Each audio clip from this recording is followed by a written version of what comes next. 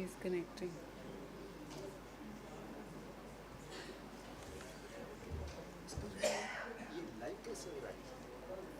Live streaming नहीं, वो इनसे पूछे, वो ऊपर बैठे madam.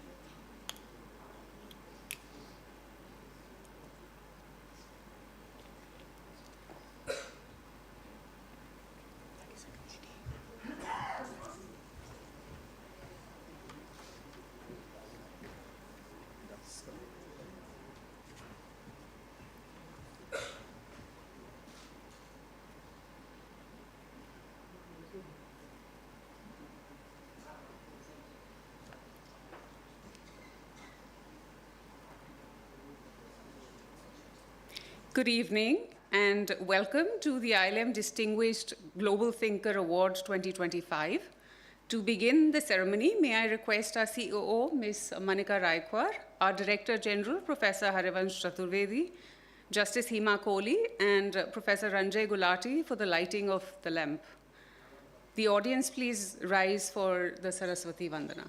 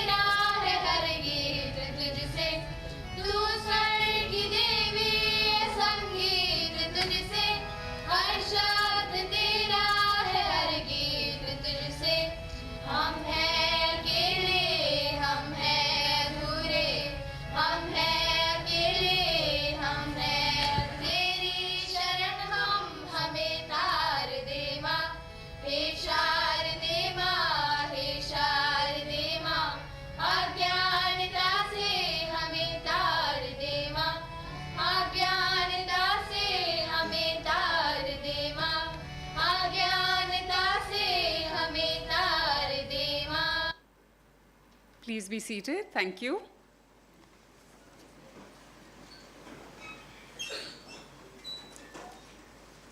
May I now request Professor Harivansh Chaturvedi to please deliver his welcome address.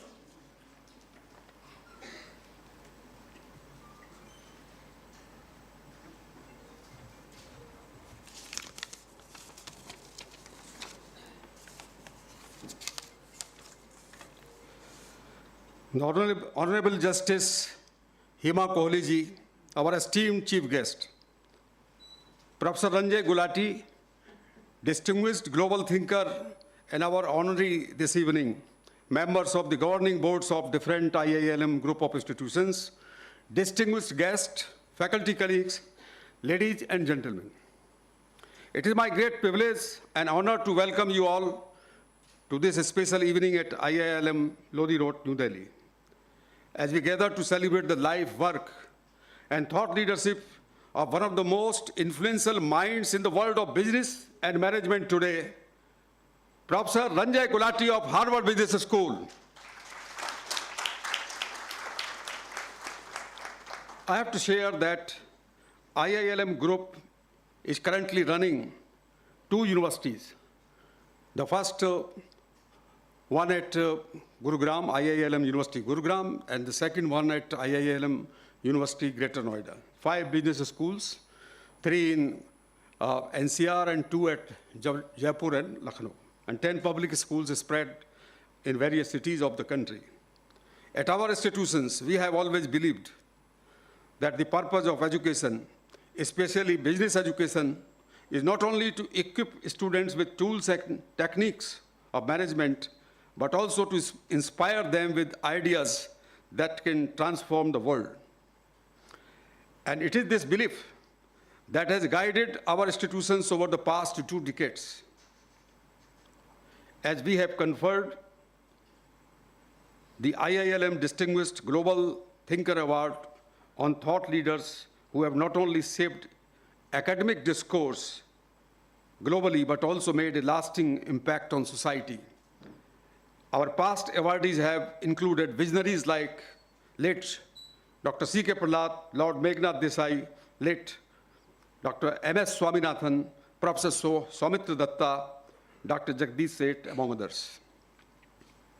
This year, we are deeply honored to present the 2025 Distinguished Global Thinker Award to Professor Ranjay Gulati, a scholar, teacher, and author whose contributions to leadership, purpose-driven organization, and strategy have left an indelible mark on both academics and industry. His writings, whether rigorous research articles, you might have seen a couple of articles in Harvard Business Review, or widely read popular books. His latest book, Purpose, has been published in 2023, and for the last 2 years, I have seen on YouTube and many social medias the reporting of the various discussions he has been invited all over the world by the leading business schools and the corporate bodies. His articles and popular books have inspired leaders to look beyond profits and towards purpose. His most recent book, Deep Purpose, The Heart and Soul of High-Performance Organizations, offers a transformative perspective on purpose-driven management and challenges all of us, educators, business leaders, and students, to rethink what truly drives sustainable success in a world grappling with uncertainty, complexity, and a deep yearning for meaning. Professor Gulati's insights are both timely and thought-provoking. We are equally privileged to have with us today Justice Hima Kohli, a renowned jurist and a respected voice in the Indian legal and constitutional landscape. Her presence elevates this occasion, and we are grateful for her time and her grace to joining us to present the award. Thank you, ma'am.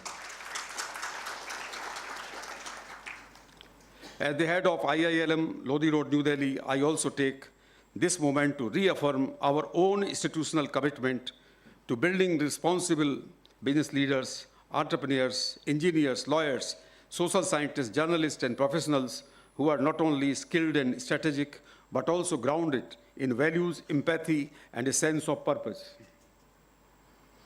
This evening is a celebration not just of excellence, but of aspiration, the aspiration to build organizations and institutions that serve a larger goal, that touch lives, and that lead the heart and soul. The underlying spirit behind IILM Distinguished Global Thinker Award can be explained in the two verses from the Rig Vedas. And I would also like to submit that touching the heart and soul has been a major theme of our Upanishads, which are also called the Vedanta.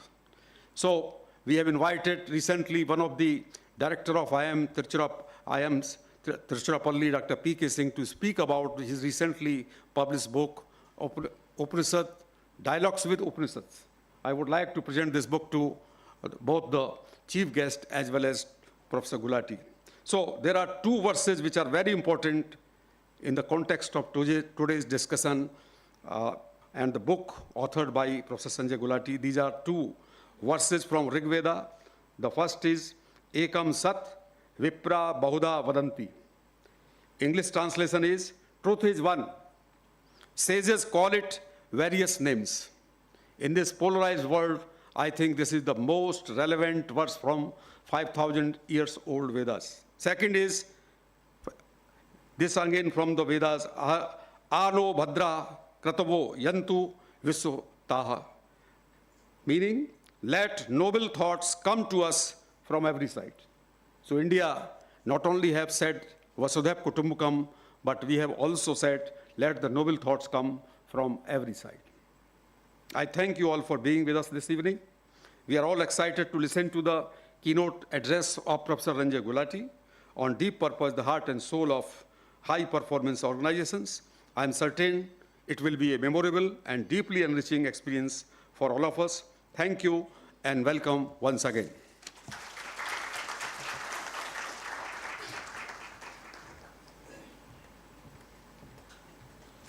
Thank you, Professor Chaturvedi, for that profound opening address. I request Ms. Manika Raikwar to please read out the citation in honor of Professor Ranjay Gulati.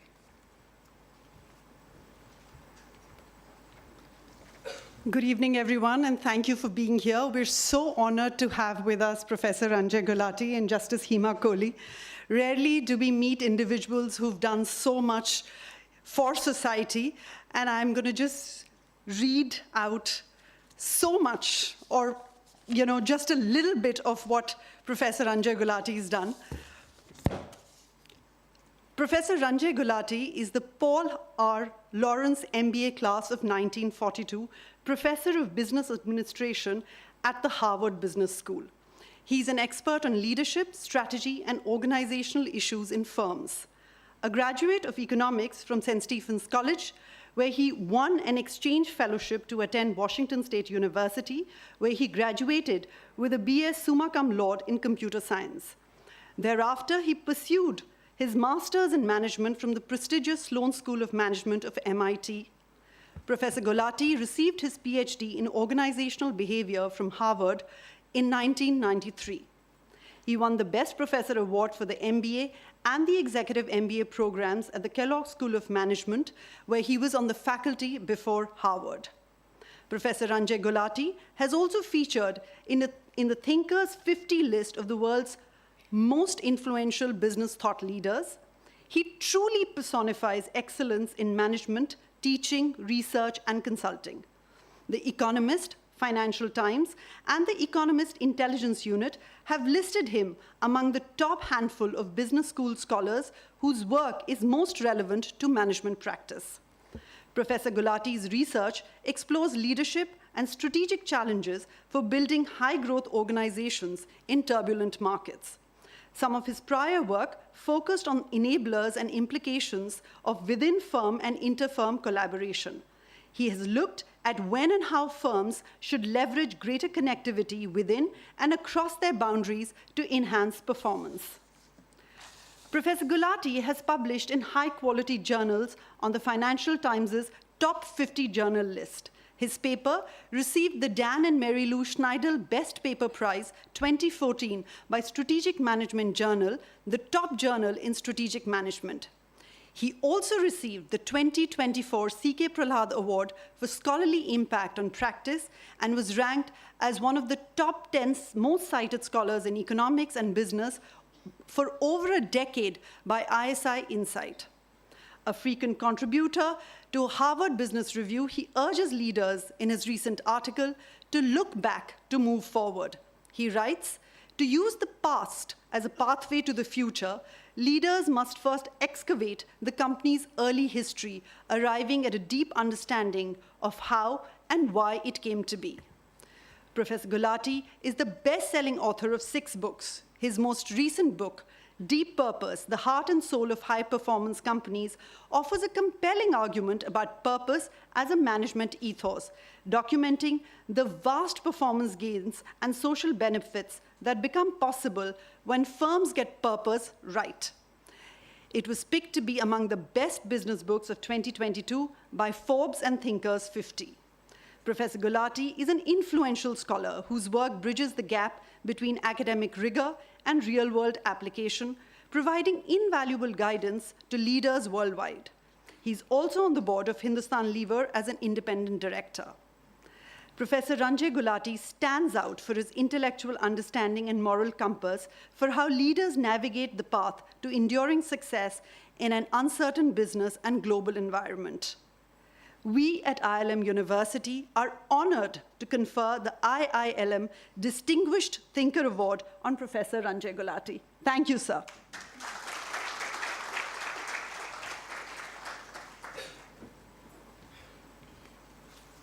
Thank you, Manika. May I request Dr. Harivansh Chaturvedi to present a shawl to Professor Ranjay Gulati?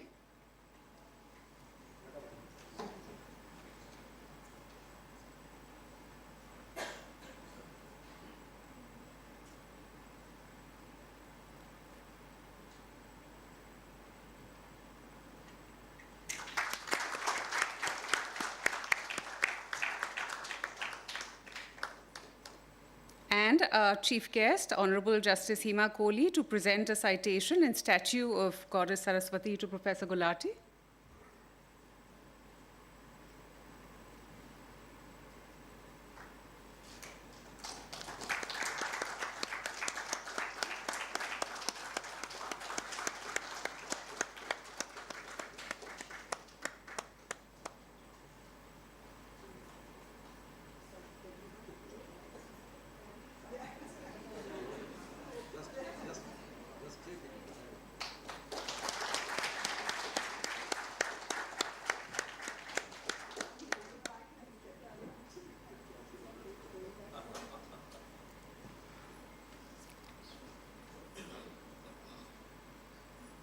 May I now request Ms. Manika Raikwar to present a shawl to Honorable Justice Hima Kohli.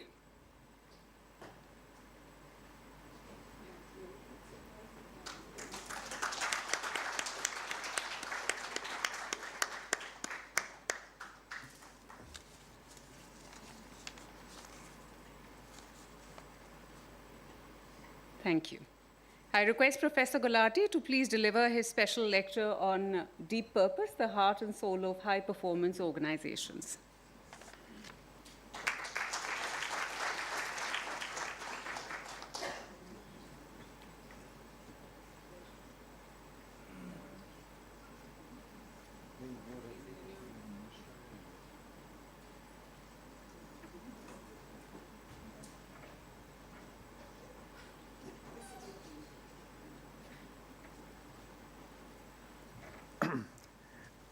Good afternoon, everybody.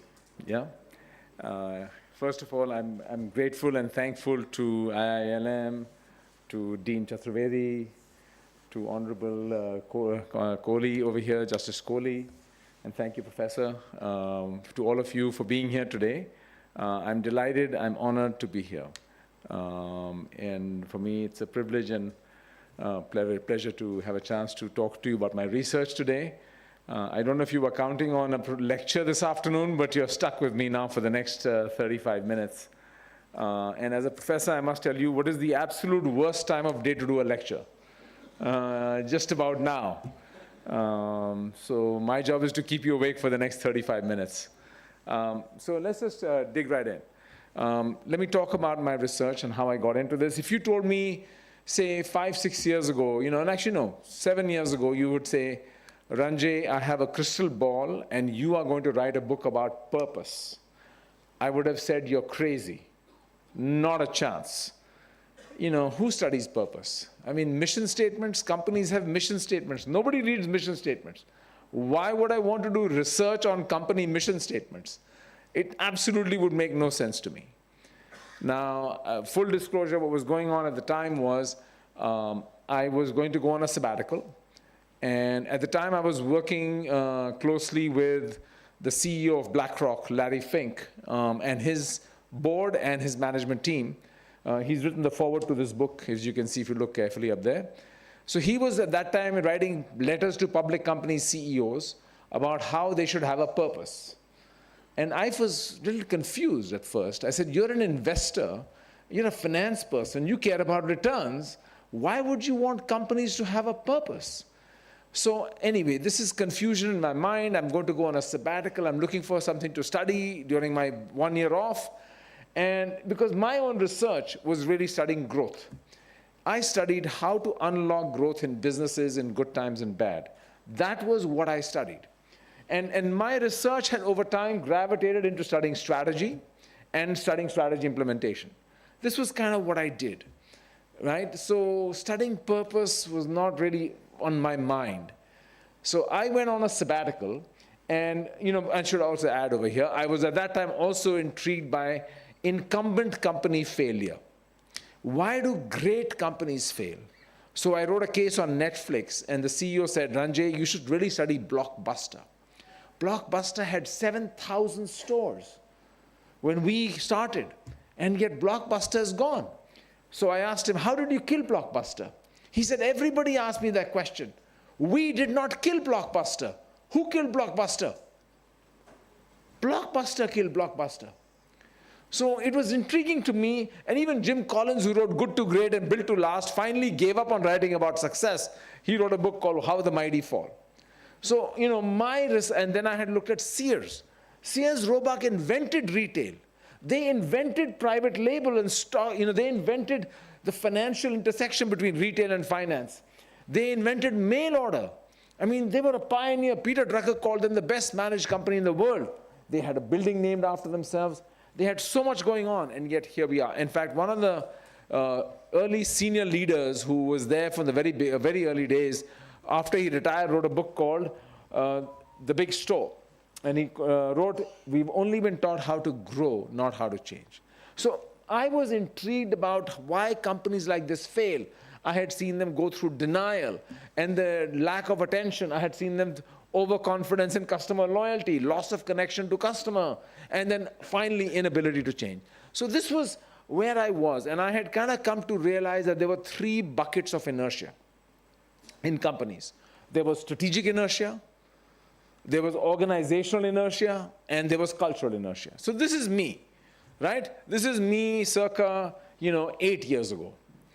And so I'm doing this, I'm trying to write a book on business transformation and change. I have done case studies on old companies and new companies. And as I'm studying transformation, one of the great turnaround stories was Microsoft. And full disclosure, I had worked there in the 1980s myself. So when my first job was at Microsoft. So, I was intrigued by this company because for the longest time, their stock price went nowhere. And then after Satya took over, so I requested an interview with Satya. And miraculously, he agreed. So I'm talking to Satya. I said, Satya, how did you transform Microsoft? He said, Ranjay, we first needed a strategy. We needed to refresh our strategy. We actually didn't even have a strategy. I said, great, strategic inertia. Then he said, our organization was messed up. We were very siloed and we were internally focused and complex organization. We had to simplify and collaborate. I said, organizational inertia, great. And then he said, third, our culture was really broken. We were very arrogant and insular, and we had to create a culture with a growth mindset. I said, cultural inertia, great. So at this point, Satya is a mild-mannered person. At this point, I kind of said, Satya, it's amazing, what you're describing is exactly what I teach and what I've been studying. So he said, Ranjay, you interrupted me. There's a fourth thing. And I'm thinking, fourth thing? What fourth thing? And he said, purpose. And I'm thinking to myself, only to myself, really? Until now you were a serious CEO telling me about serious stuff, and now you're going to send some corporate PR my way about purpose and mission? This is all corporate speak. I didn't believe him. But he left me curious, thinking about this question. And it was on my mind, and I was trying to figure out, is it real, is it not real? I'm on sabbatical, so I have lots of free time. And then I remembered a story about my own mother when I was growing up here. So my mother taught at the American school here in New Delhi, and the school sent her to an American university, to Vanderbilt, for a master's degree in anthropology. This program was the school teachers from all over the world met in Athens, Greece, every summer for 5 summers, and they all got a master's degree at the end of it. The faculty flew in from America.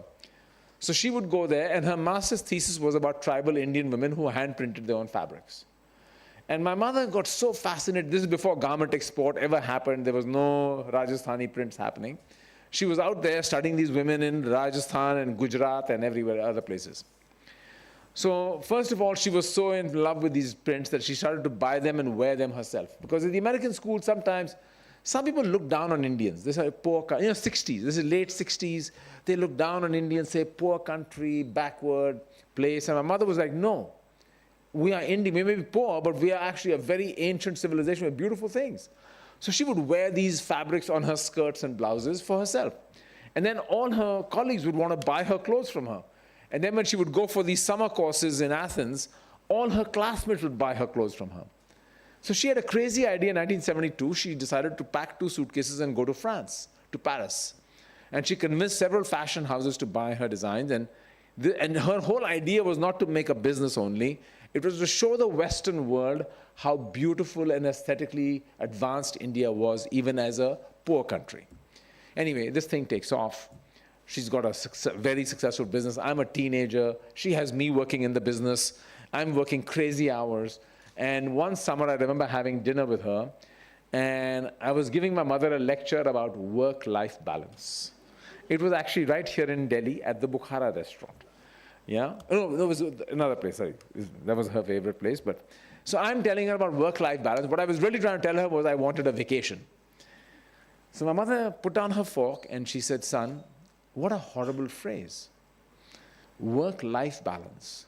She says, that puts work in opposition to life.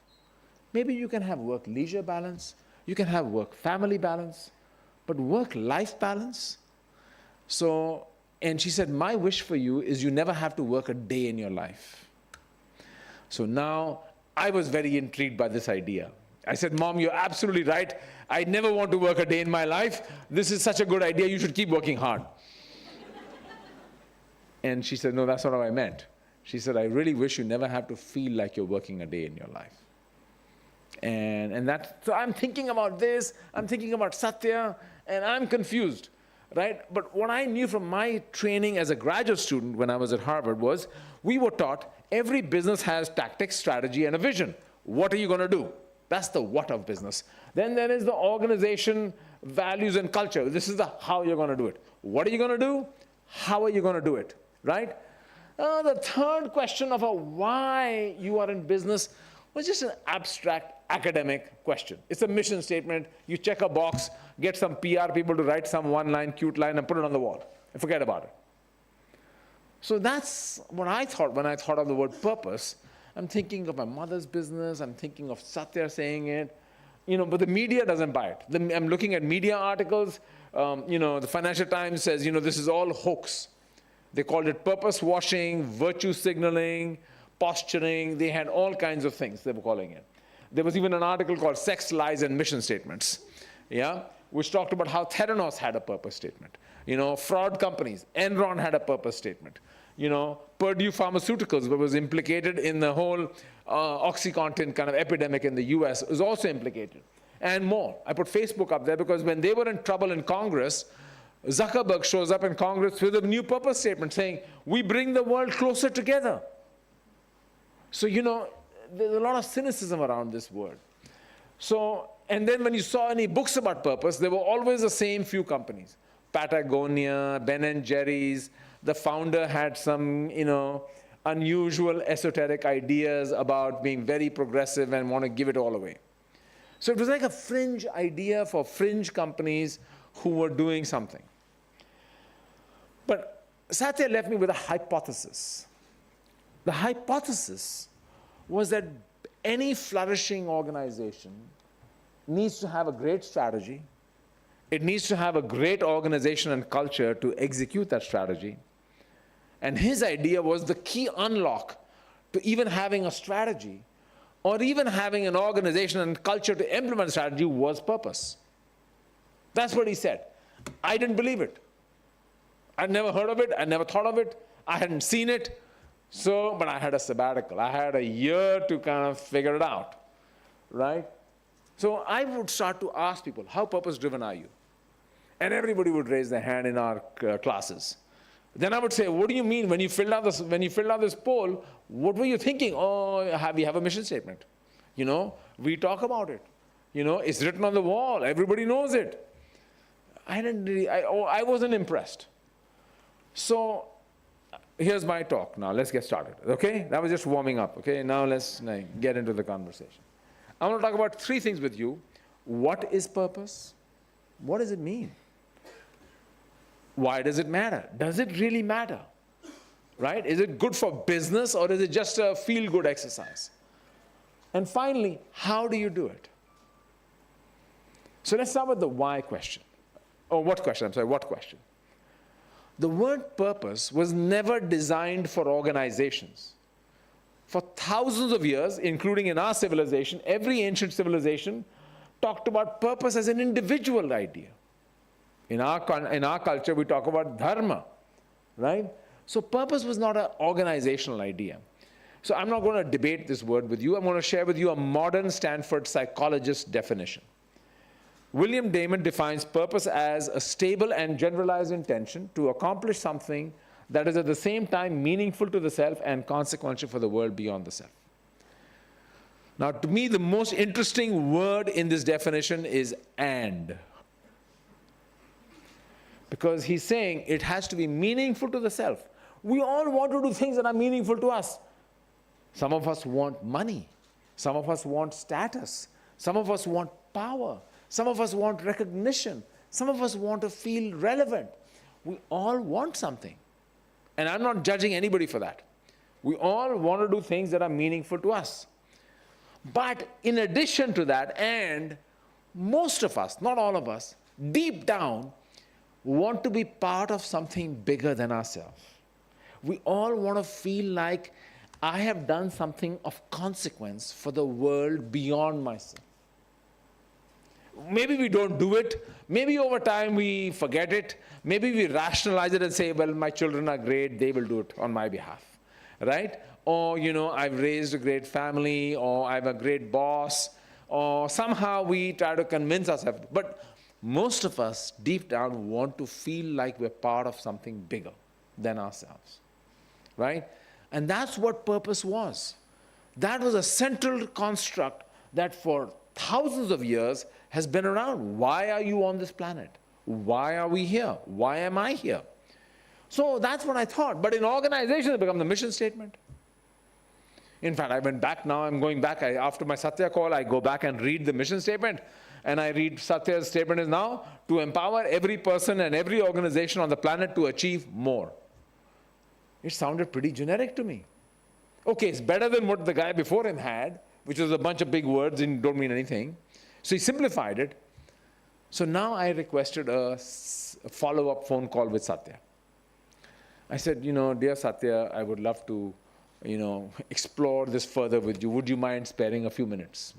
Miraculously, he agreed again. So I'm going to paraphrase and kind of verbalize what I learned from my conversation with him. And then after that, I would say I did about 300 interviews across 28 companies around the world, in Latin America, in Africa, in Asia, in Europe, and in North America, of course, also. And here's the gist of what I learned.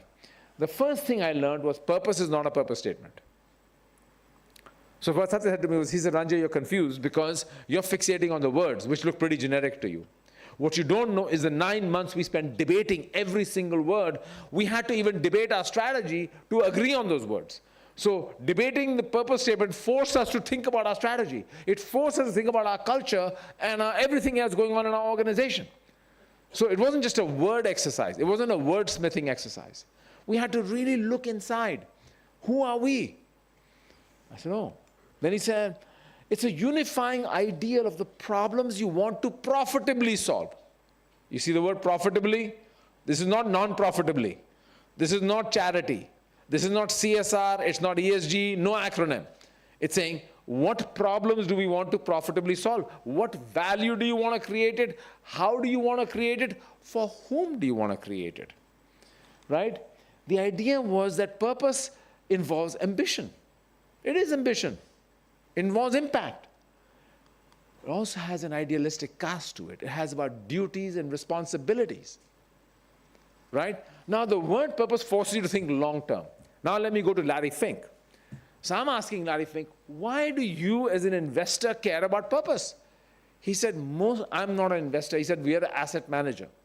We are custodians for other people's money. Right? We create mutual funds and instruments in which others can invest. Most of our investors are long-term, but they are silent. And I want to communicate to these company CEOs to stop only being short-term thinkers. They need to be long-term thinkers aligned with these silent investors. And it's, rather than say be long-term, I say tell me your purpose. He said the word purpose forces you to think long-term about yourself. And when you think long-term, you have to think about stakeholders. So people confuse purpose as CSR or anything else, or sustainability, or it's charity. It's just a long-term view of yourself. Why are you here? Which includes business, which includes business impact. It also includes stakeholder impact. It includes all of the above. But we confuse it as this kind of CSR kind of thing. And I did myself personally. It's a much more fundamental idea. Why are you in business? Which means, who are you here to serve? How are you creating value? How are you making money? What is your ambition? So that was my learning, that purpose is not a purpose statement. Now I'm like, is it good for business? Is it just a checkbox? In fact, The Economist was really anti-purpose. At one point they said purpose is a distraction. It confuses business leaders. They need to focus on one thing, optimize for shareholder value. The moment you add other variables into the utility function, it confuses them. Then someone said, purpose is anti-democratic. CEOs use purpose as an excuse to give away money to their favorite charities. Redistribution is the job of elected officials, not of unelected CEOs who are taking shareholder money and giving it to their personal pet causes. It's anti-democratic. So you see the rhetoric building up. Then in the US, it became purpose is woke. It's woke capitalism. It's all this sustainability, environmental stuff. And it was not, and none of the above. It was just a long-term view of your business, which happens to then involve your thinking about the variety of stakeholders you must serve, which includes customers, it includes employees, it includes shareholders, it includes other community, society, and planet. That was the logic, but it turned into this convoluted ideas. So I started asking people, how is purpose good for business? Is it good for business or not really good for business? Right? This gentleman says, I pity those who think of purpose coming at the expense of performance. Right? Larry Fink himself said, purpose unifies management, it drives ethical behavior, it guides culture, and sustains long-term financial returns. But these were assertions. Finally, after I spent about 6 months interviewing all these people, and I would ask them one question, is purpose good for business? If so, how? And after 6 months of wallowing, I finally figured out there were 3 things that purpose really unlocks in an organization. Remember, going back to my research, I study how to unlock growth in companies. all right? So I'm trying to understand, is purpose a good unlock that I never thought about? Because that's what Satya said. I also discovered, by the way, if you notice over here, the book is called Deep Purpose. And I say over here, features of deep purpose organizations. Because I discovered that most companies practice superficial purpose. Just put a mission statement on the wall. It has no functional benefit, zero. You put a mission statement on the wall, it ain't going to mean nothing for anybody. The only companies that benefited from purpose were ones who went deep with it. In fact, my publishers wanted to call the book Purpose, because somehow one-word titles seemed to sell more copies. I couldn't. I had to call it Deep Purpose. Because only when you went deep with purpose did you really see the benefits of embracing a purpose. So there were 3 benefits of purpose. The first was directional. Purpose provided a kind of an orienting framework about what direction we want to go to. When I talked to the Lego CEO, Jorn Vignutstrup, who turned around Lego from almost bankrupt company, he said, you know, what happened here at Lego is we didn't really know where we were going. And you need to kind of, and writing a purpose forced us to clarify what business we want to be in. And it was really interesting how they discovered their purpose. He actually went back to the archives of Lego and found the founder of Lego, 75 years earlier, had defined the purpose of Lego as intelligent play. And in spite of having spent months and months trying to brainstorm what it was, the moment he saw intelligent play, he said, that's it. That's who we are. They then use that as a filter to decide which businesses to divest and which ones to stay in. So purpose doesn't give you answers, but it gives you an orienting framework, a North Star, which also allows you to make trade-offs and choices. So that's the first one. The second one is motivational. Somehow it seems that employees care about purpose. Or they want, some employees, not all, some employees seem to care about wanting to work for a company that stands for something. And it attracts a certain kind of talent who shows up in a certain kind of way. And the millennials somehow seem to resonate even more with this. So that was another piece of the puzzle. The last was relational. It seemed that companies that really had a purpose, deep purpose, customers resonated more with them, and so did suppliers and ecosystem partners. Without prompting any of you, can you name one company that everybody trusts in India? Come on, say it. Did you hear that? Do you think foreign partners are more attractive when they're looking to find a reliable partner in India? Who do they want to work with? Does that make sense? Customers, when they buy a product from that company, are they more willing to pay a premium even if they have to? Right? So purpose, having a real purpose that stands for something, is money in the bank. So let me just quickly walk you through each of these. I want to focus on the second one. I'll skip the first one, let me go to the second one, of motivational. So for 100 years, management researchers have studied how to get people to work harder. Sorry, that's what we study, okay? In human resources, in organizational behavior, but also in microeconomics. And they found there kind of 3 broad buckets of things. From the 1930s to the 1980s, the model used to be job satisfaction, pay people well, give them a bonus for working hard, and give them the tools, training, and resources, and they will work hard. They'll be satisfied. They'll work hard for you. That worked till the 80s. Then in the 80s, there was a Harvard Business School professor named Richard Hackman, who was the first to introduce engagement. The idea that if you're a part of a team, have autonomy, you feel like you're learning and growing every day, guess what happens? You're engaged, you work even harder. And Gallup went crazy with this forever. In the last decade, there's a third dimension people have. This is a Yale professor and a Michigan professor who introduced the idea that people, when they are inspired at work, they will work even harder when they find meaning in what they're doing. Back to my mother again. Remember her business, right? She wasn't trying to make money. She was trying to show the world how advanced a civilization we were. Inspired work. By the way, the productivity is there for you. It's stunning. So there you are. People are willing to work remarkably harder when they find, and by the way, so many startups play with this game as well, right? So if people are inspired, they're energized, they're engaged. I thought I'd just show you. Can I show you 2 short videos? Yeah, just to wake you up at this time of the afternoon. Dean Chaturvedi, do I have your permission? Yes? So this is a colleague of mine. He loves to go on cruise holidays. And the captain of the ship told him he must go and see this greeter at a restaurant. There's a backup at the restaurant because she's so popular. And she's not trained to do this. She's not asked to do this. But somehow she's defined her job differently. When she was asked, like, what do you do? She's not a greeter. She said, my job is to make people happy. So watch what she did. He made amateur video on his iPhone. So.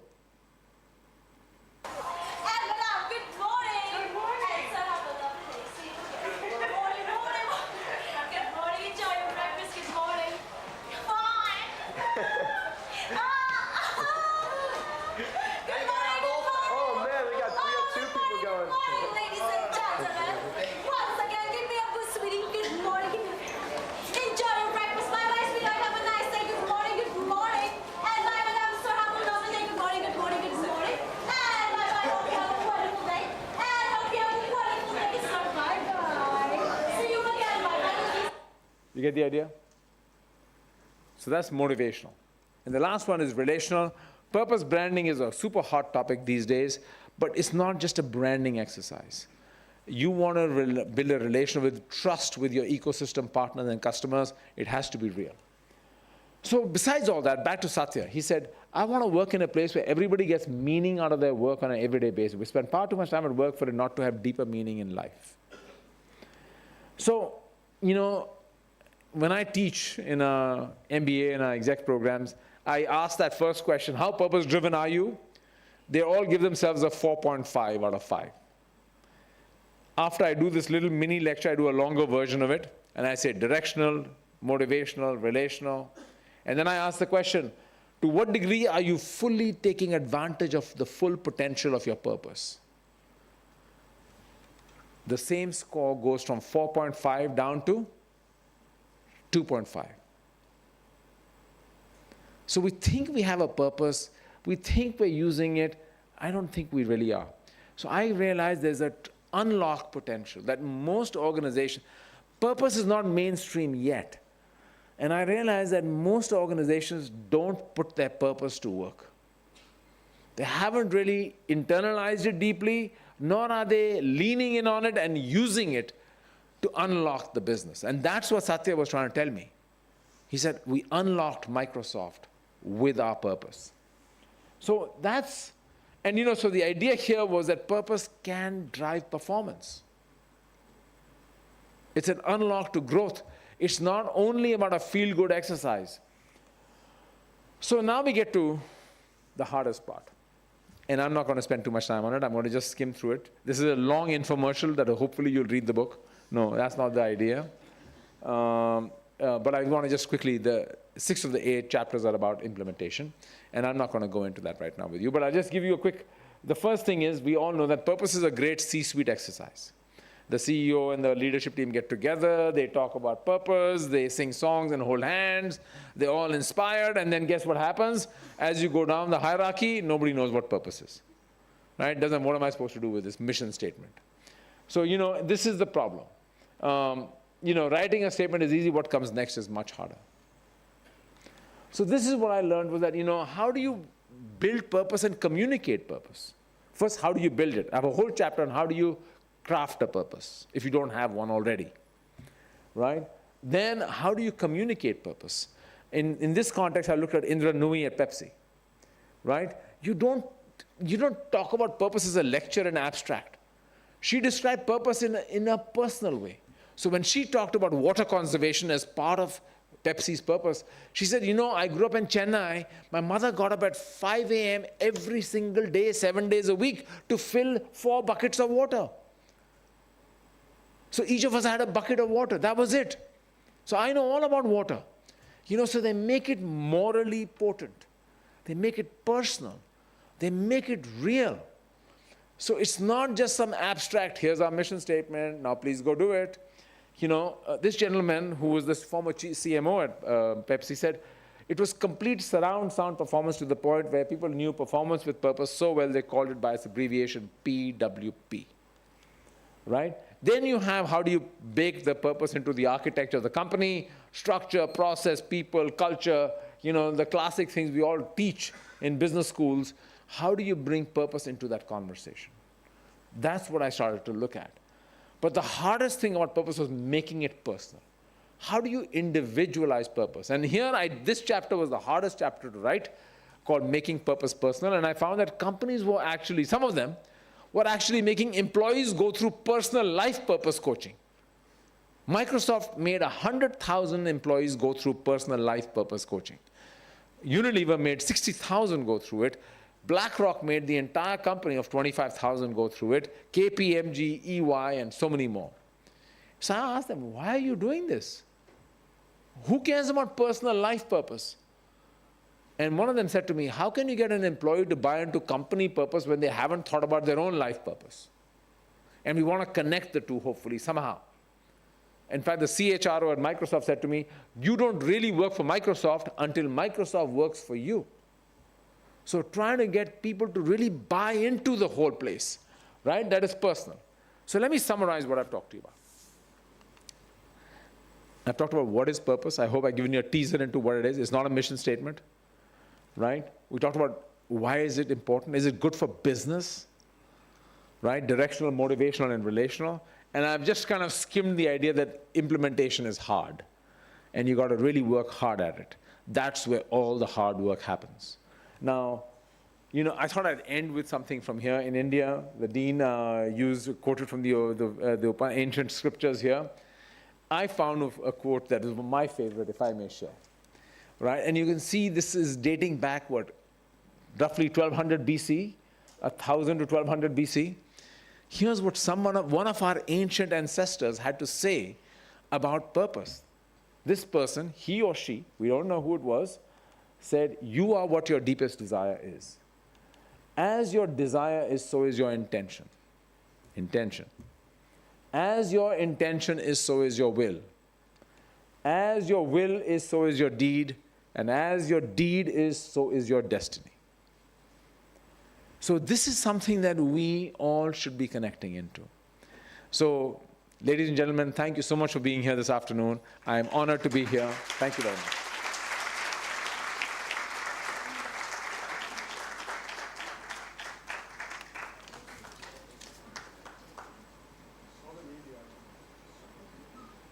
Thank you, Professor Gulati, for that inspiring lecture. That story about how your mother began her business was very heartwarming. And of course, unlocking and finding deep purpose is a theme that resonates deeply with most of us. The relevance of resetting culture in organizations is another aspect that cannot be emphasized enough. Thank you again, sir, for those thought-provoking takeaways. Thank you.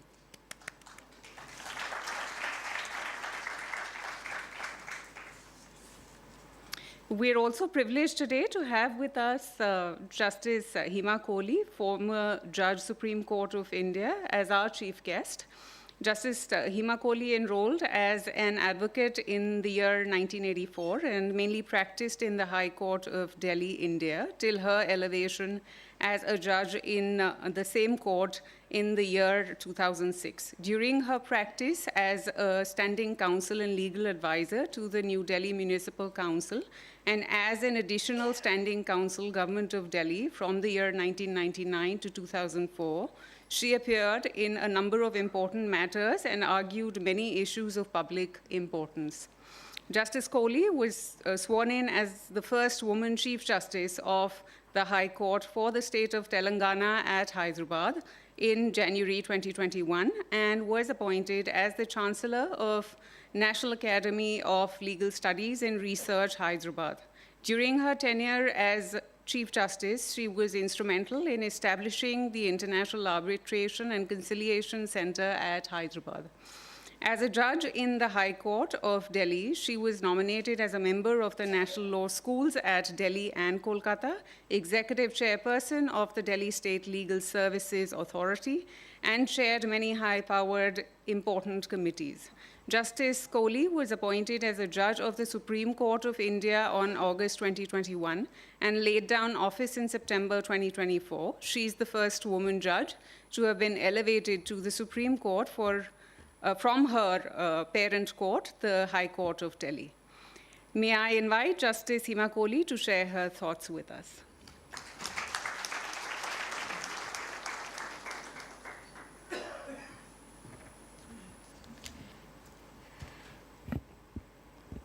A very good evening to all of you. Professor Gulati had made sure that I have an audience that is live and peppy, thanks to his very interesting discourse. It felt like I had gone back to college for some time. And I'm sure that his students feel the same and come back with energy whenever they attend any lecture given by Professor Gulati. I look forward to another occasion like that, maybe in a different setup. So let's get over the formality of wishing you all a good evening. Professor Gulati, our esteemed honorary, Professor Harivansh Chaturvedi, Director General, IILM Lodi Road, CEO Ms. Manika Raikwar, Ms. Anand Rai, Mr. Anand Rai, Ms. Arti Rai, Mr. P. Dwarkanand, distinguished dignitaries, professors, honored guests, ladies and gentlemen. It is indeed a privilege to deliver this address at the IILM Distinguished Global Thinkers Award for the year 2025. I believe this is the 14th year that these awards are being given. Today we celebrate a remarkable scholar, Professor Gulati, whose path-breaking contributions have not only enriched management thought, but have deeply influenced how organizations operate across the globe. We've just had a little bit of a trailer of how it does, and it is exciting indeed. I'm not going to go into any introduction related to Professor Gulati. It has already been done, and we are all familiar with his erudite work and his experiences. Talking of his latest work, Deep Purpose, the Heart and Soul of High-Performance Companies, it has provided a fresh and indeed an impactful perspective on the role of purpose within organizations. And this seminal work underlines how purpose-driven management strategies foster not only exceptional business outcomes, but also meaningful social contributions. So, keeping the word purpose sticking in our mind, I'll go to the forte that I'm more familiar with, purpose, an Indian constitutional perspective. The profound essence of Professor Gulati's idea on purpose finds deep resonance within the framework of the Indian Constitution. Purpose, inherently significant beyond corporate and managerial realms, forms the foundational ethos of our Constitution and explicitly outlined in the preamble, the opening statement that he was just emphasizing in the context of what companies come up with, what you can call their mission statements. That's our preamble. It encapsulates the core ideals and aspirations of the Indian people.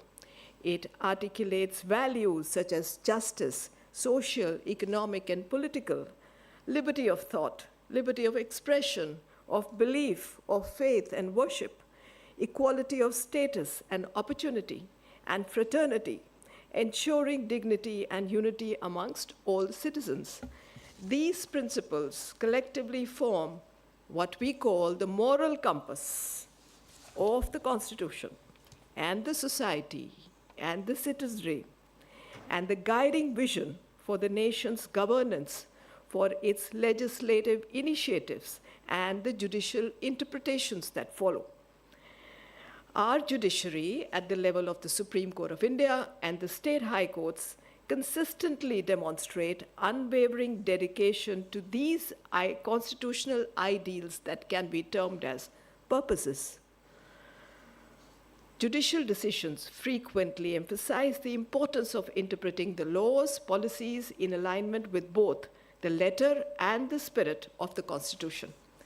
Landmark judgments delivered by the Supreme Court of India have repeatedly underlined the necessity of preserving constitutional morality, which transcends mere textual interpretation and addresses deeper ethical concerns and considerations. Through seminal judgments, the Indian judiciary has reinforced principles of fundamental rights, of human dignity and social justice, the rights of minorities, of promoting gender equality, of addressing environmental concerns. The Indian judiciary has diligently upheld what could be called constitutional purposes. We call them constitutional values. Each ruling reinforces the underlying philosophy of the Constitution, ensuring that governance remains anchored with justice, in integrity, and moral fortitude. Thus, the Indian legal system continuously reaffirms the nation's foundational ideals, maintaining its integrity, clarity of purpose, and ethical strength amidst evolving societal contexts. And that is why we call the Constitution of India a living and a dynamic text. It is not to be interpreted strictly, but it moves on with times and takes into its fold all the changes that keep taking place from time to time for us to reinterpret it, to understand it in the current context and update ourselves. And that is why it's called the living document. Coming to navigating change with purpose. Society today stands at a critical juncture marked by significant technological advancements, unprecedented environmental challenges, and dynamic socio-economic transformations. Emerging technologies such as AI, blockchain, and quantum computing bring forth issues such as cybersecurity, data privacy that were previously unimaginable. We have reached a stage where courts are now wary before they are addressed on virtual platforms to check whether actually the person addressing is not generated through an AI concept, or is it a living, an arguing individual. So that question that pops up to us many times when you switch on an app to say, are you a bot, actually is being realized in the courts many times, because it's happened, as you all know, in the US Supreme Court. And it was verified that it was not a living individual, but a bot. Climate change, with its multifaceted impacts, demands innovative legal recourses and global collaboration, testing the boundaries of traditional jurisprudence. Simultaneously, globalization continues to reshape the economic policies, requiring national frameworks to adapt swiftly and efficiently. In this complex landscape, it becomes increasingly essential to anchor ourselves firmly in what we can call a purpose-driven governance and ethical clarity, guided clearly by articulating the foundational principles of the Constitution, that is, the preamble. It is not enough to adapt to change. We must steer it with ethical resolve and a clear sense of purpose for the greater good of the society. The Indian legal system that is deeply embedded in the constitutional ideals and values outlined vividly in the preamble provides a stable foundation for addressing these contemporary issues. Our Constitution, envisioned as a living document, just as I mentioned, equips the nation and the judiciary to interpret and respond effectively to evolving circumstances. When faced with modern challenges like security threat, protection of individual privacy rights in a data-centric world, and the urgent need for environmental preservation, the clarity and depth of constitutional purpose becomes vital. Just as organizations driven by clear purpose demonstrate resilience and achieve sustainable growth, India's constitutional framework empowers its legal institutions and the society to withstand disruption and promote continuous progress. Upholding constitutional values such as justice, liberty, equality, and fraternity ensures our nation's strength and stability, enabling it to adapt successfully to turbulent global conditions while preserving its fundamental character and identity. So let's look at the timeless wisdom as a guiding light, our national motto. And if Professor Gulati would like me to address it as our purpose, our motivation is Satyameva Jayate, meaning truth alone will triumph, taken from the ancient texts of the Mundaka Upanishad. It serves as a timeless beacon guiding ethical governance and public administration in India. This powerful phrase embodies a profound moral principle, which is truthfulness, transparency, and integrity, which are indispensable for effective governance and proper functioning of the democracy. In an age that is characterized by complex societal and political challenges, this ancient ideal offers an enduring wisdom, reminding the public servants, the policy makers, and all citizens alike of their fundamental duty towards honesty and accountability. It is through the consistent adherence to these principles that we safeguard what we call public trust, we promote ethical leadership, and strengthen the foundational principles of our democratic republic. Equally significant, if I may say, is the Supreme Court's own motto, which is Yato Dharma Tato Jayaha, which means where there is righteousness, victory shall follow. This is, as Professor Gulati might call, the mission statement of the Supreme Court of India. This profound dictum originates from the teachings of Lord Krishna to Arjun in the Mahabharata and encapsulates the vital relationships between morality, righteousness, and ultimate justice. Within this concise statement lies the essence of the Indian judicial philosophy, emphasizing that the path to genuine justice inevitably requires a moral clarity, an ethical judgment, and an unwavering commitment to fairness. Our courts have consistently drawn from this ancient wisdom, interpreting and delivering judgments that are not merely rooted in the letter of law, but deeply aligned to its underlying spirit of righteousness and equality. This guiding principle is our purpose statement in the Supreme Court. It ensures that judicial decisions transcend mere technicality or procedure, resonating instead with moral authority, thereby preserving public confidence and reinforcing the judiciary's role as the ultimate guardian of justice and fairness in the society. So let's see what are our learnings from organizational purposes. Professor Gulati's research underscores the transformative impact of a clearly articulated purpose within organizational contexts. Companies achieving clarity of purpose experience heightened performance and sustainable success, as I understand. This principle, crucial in business environments, holds an equal significance within the judicial and legal frameworks. Legal professionals often face organizational challenges similar to business leaders, complex human interactions, institutional constraints, resource limitations, questions of ethic. Professor Gulati's insights offer a valuable framework for understanding how clarity of purpose can streamline judicial processes, can enhance ethical decision-making, and ultimately reinforce public trust and institutional integrity. Purpose is a catalyst for progress.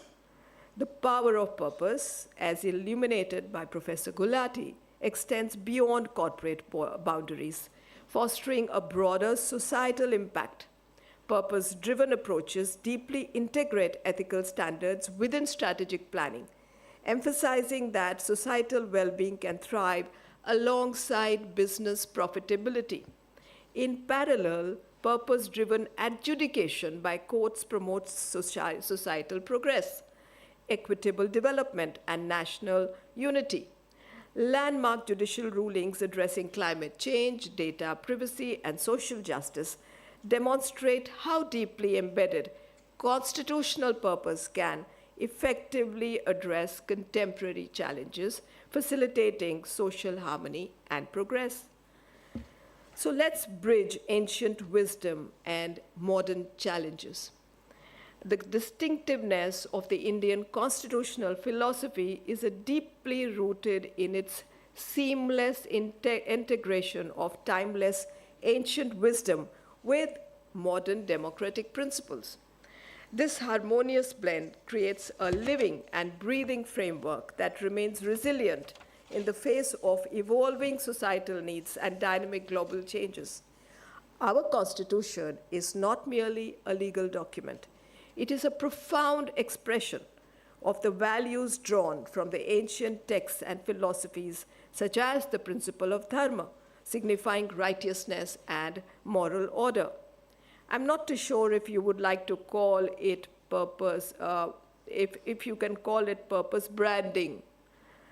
This confluence of tradition and modernity equips our constitutional framework with remarkable adaptability, enabling it to address contemporary issues ranging from cybersecurity threats and environmental concerns to complex socioeconomic challenges. Let's not forget a random example which we all experience every day, the Aadhaar card, and its head-on with the right to privacy, and how it was reconciled by the Supreme Court ultimately to come to a conclusion that privacy is non-negotiable, but in certain circumstances, when that information is good for the society, then one must submit to the higher good. And that is how it was ultimately accepted as part of any identity that an Indian citizen has, the Aadhaar card, the foundation of your identity. So coming back to Professor Gulati's distinguished scholarship similarly emphasizes this vital synthesis in the context of organizational behavior and management practices. His pioneering research thoughtfully bridges conventional management theories with contemporary insights. It demonstrates how organizations can leverage functional principles to navigate today's rapidly evolving and unpredictable business environment. By emphasizing the profound significance of purposeful leadership and deep organizational clarity, Professor Gulati advocates that for businesses to ground their strategies in enduring values while simultaneously embracing innovation and change to unlock their growth. This balanced approach allows organizations to build resilience, maintain relevance, and continuously advance their performance in a way that positively impacts the society at large. In doing so, his work provides invaluable guidance and guidelines, not only to corporate entities, but also to institutions by and large, aiming to align their operations with a deeper sense of purpose, ethical clarity, and societal contribution. Today, in recognizing Professor Gulati with Distinguished Global Thinker Award for the year 2025, we are all gathered here to celebrate his invaluable contributions to academia and the management practices. His scholarship profoundly impacts how organizations worldwide understand and implement purpose-driven strategies. His exploration of purpose reminds us of all the importance of introspection and clarity in guiding our professional and personal actions. The work that Professor Gulati has embodied in his book inspires one to continually reassess our motivations, ensuring that endeavors made are not merely successful, but are also meaningful. To conclude, as we have assembled here today to honor Professor Gulati, let us also use this occasion as an opportunity to reaffirm our unwavering dedication to purpose-driven approaches within our individual spheres of influence. Let each of us pledge not merely to appreciate, but actively personalize and advance the foundational values that have been so eloquently enshrined in our Constitution. By aligning our daily actions, professional decisions, and broader responsibilities with these enduring principles, we can ensure that our contributions meaningfully enhance the well-being of our communities, that they elevate our professions, and ultimately benefit the nation as a whole. In this spirit, I once again extend my warmest greetings to Professor Gulati, whose remarkable scholarship has profound insights, continue to inspire a meaningful change and excellence in leadership, and of course, an enduring purpose across diverse fields. His path-breaking work serves as a constant reminder of the extraordinary outcomes achievable when deep purposes is authentically embraced and thoughtfully applied and personalized. Before concluding, I would also like to express my appreciation to the chairman and the esteemed management committee of IILM Group of Institutions for organizing the IILM Distinguished Global Thinker Awards. It is through their dedicated effort, vision, and commitment to recognizing and celebrating global thought leadership that we have gathered today on such a meaningful occasion, enriched by ideas that truly shape and guide our collective future. Thank you for your kind attention.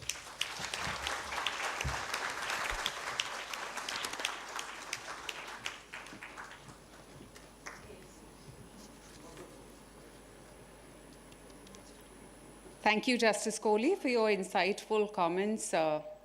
Purpose-driven strategy indeed is absolutely imperative for success in organizations, in the legal system, in personal life as well. Tremendous depth in what you said about the relevance of purpose in the Constitution as well. Thank you so much, ma'am. On behalf of IILM, I thank Professor Ranjay Gulati and the chief guest for making this function truly memorable. I now request Professor Chaturvedi to present the caricature to Professor Ranjay Gulati.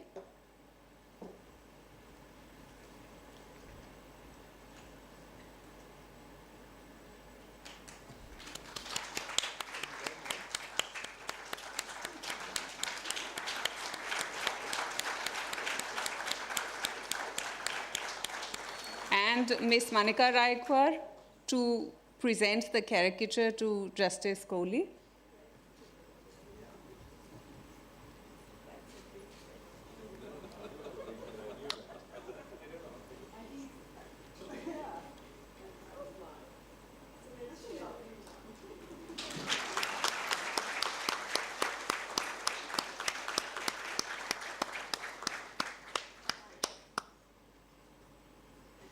May I request all guests to please rise for the national anthem?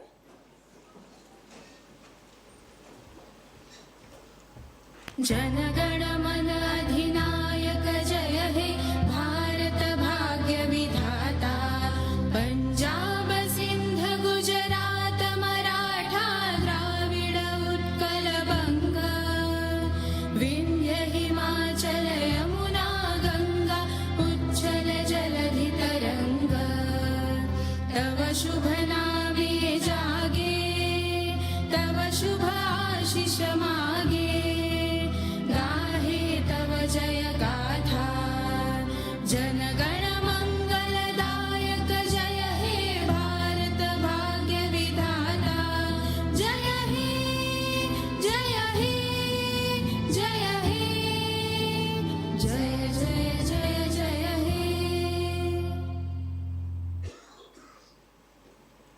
all guests are requested to please join us for tea in the front lawn.